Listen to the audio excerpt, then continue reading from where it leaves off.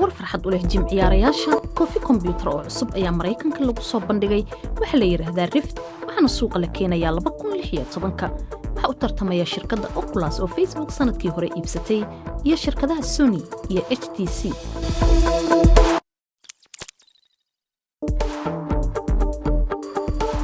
toddobaadkan warba ka soo baxay adeegsiga diyaaradaha la haga ee Mareykanka waxda duulimaadka federaalka US ayaa saddex shirkadood u fasaxay tijaabinta in duulimaadyada loo adeegsado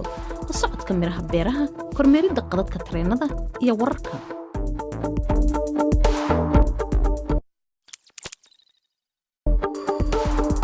bal eeg waxa ay NASA soo saartay sida helicopter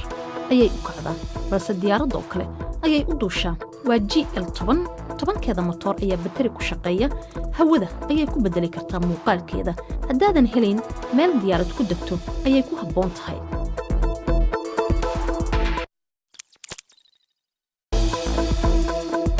iyo qalabkan aadka u yar ee jiidi kara 2000 oo jeer shay ka awood badan waa microtax